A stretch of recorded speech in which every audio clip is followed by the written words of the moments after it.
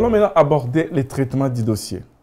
Lorsque toujours les regroupants est un ressortissant d'un pays tiers, mais en séjour limité en Belgique.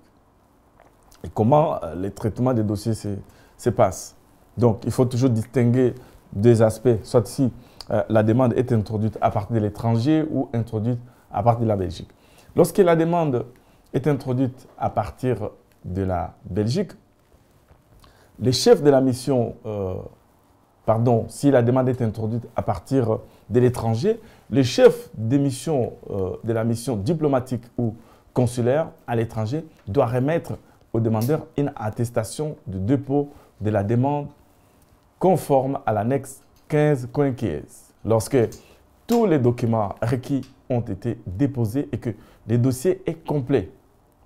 La décision relative à la demande est prise et notifiée au demandeur dans le plus bref délai et au plus tard dans les 9 mois qui suivent l'attestation de dépôt.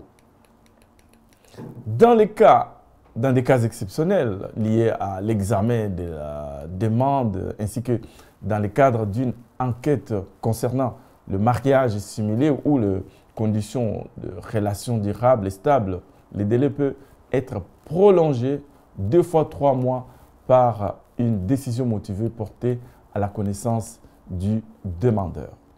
Alors, à l'expiration du délai de 9 mois éventuellement prolongé, si aucune décision n'a été prise, l'autorisation de séjour doit être délivrée. Lorsque la demande est introduite à partir de la Belgique, si les regroupés disposent déjà d'un séjour de plus de 3 mois en Belgique ou dans les hypothèses citées déjà dans toutes ces vidéos, où les regroupés disposent d'un séjour maximum 3 mois sur les territoires ou encore en cas de circonstances exceptionnelles, la demande peut être introduite auprès de l'administration communale de la localité où il séjourne. Si l'étranger ne répond pas à l'exigence d'autorisation de séjour de plus de 3 mois ou de 3 mois maximum, l'administration ne prendra pas en considération sa demande et lui délivrera une annexe 40 à procédure en cas de séjour régulier. Hypothèse précise, reprise, vraiment, c'est après. Lors de l'introduction, le bourgmestre remet au demandeur un document attestant que sa demande a été introduite, annexe 41 bis. S'il ressort du contrôle des résidences qu'il réside effectivement sur le territoire de la commune, le demandeur reçoit une attestation d'immatriculation AI. Modèle A, valable 4 mois.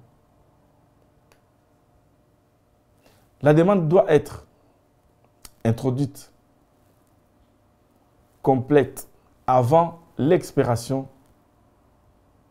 d'un délai de 4 mois. Lorsque le dossier est complet, l'administration transmet immédiatement la demande à l'office étranger. À défaut de dépôt de tous les documents attestant que l'étranger remplit les conditions mises au séjour dans les 4 mois, éventuellement prolongées de 3 mois, le bourgmestre ou son délégué rejette la demande et donne, les cas échéants, un ordre de quitter le territoire conforme à l'annexe 14. Alors, la décision relative à la demande est prise et notifiée au demandeur dans le plus bref délai et au plus tard dans les 4 mois qui suivent l'attestation de dépôt. Si les documents requis ne sont pas produits ou dans des cas exceptionnels liés à la complexité de la demande, ces délais peuvent être prolongés d'1 fois 3 mois par décision motivée.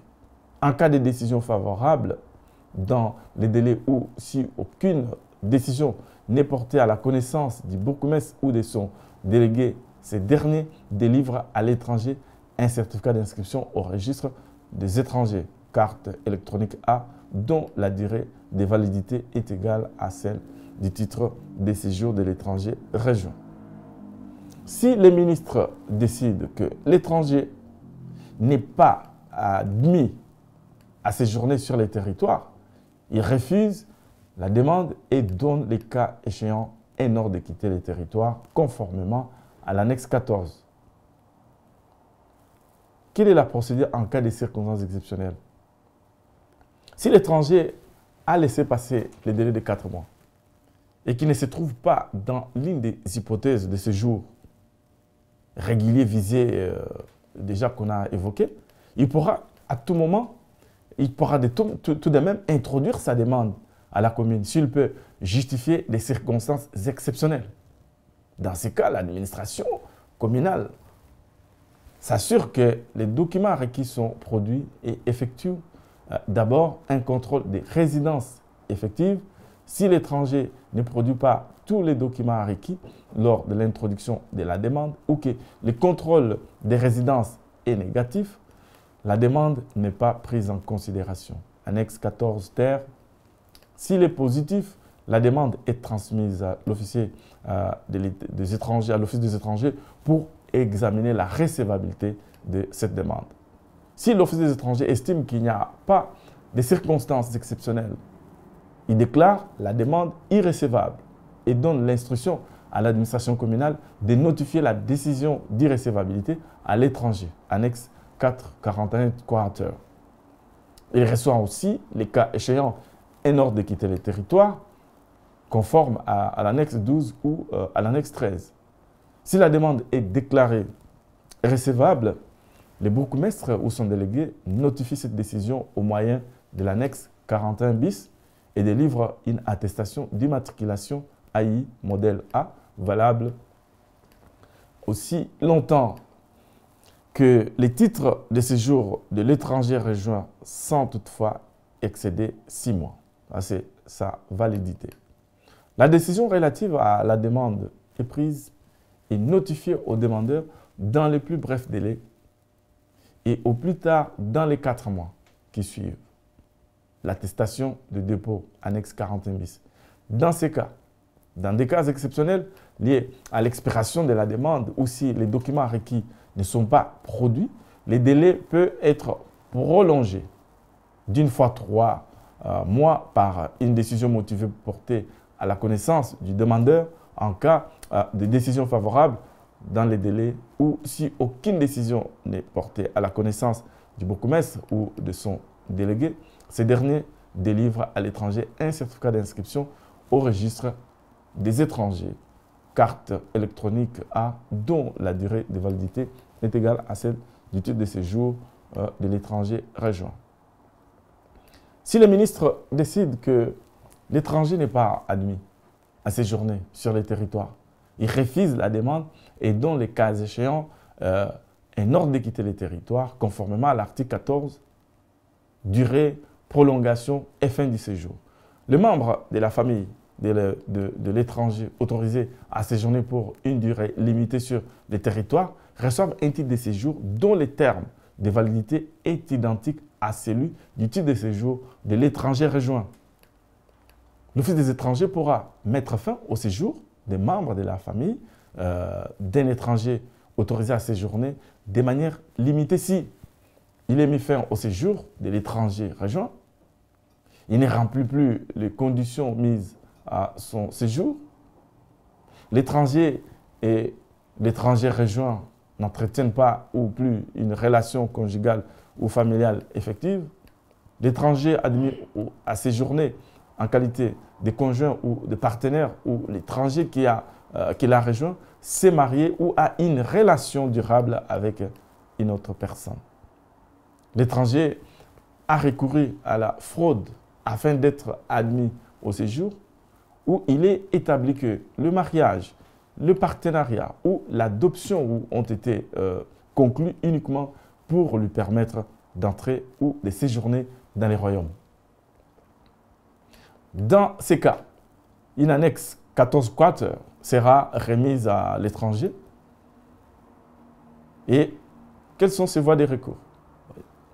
Toute décision de refus d'autorisation, on l'a dit plusieurs fois, de séjour et le refus de prolongation de séjour peut faire l'objet d'un recours en annulation auprès du Conseil du contentieux des étrangers en ayant les 30 jours de la notification de la décision. Ce recours est suspensif pour autant que l'étranger rejoint réside toujours en Belgique, n'y prolonge pas son séjour au-delà de la durée limitée de son autorisation de séjour et ne fasse pas l'objet d'un ordre de quitter le territoire.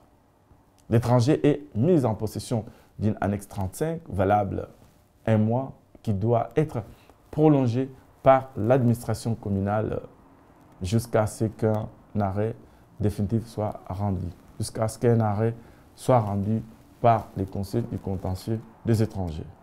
J'ai dit et je vous en remercie.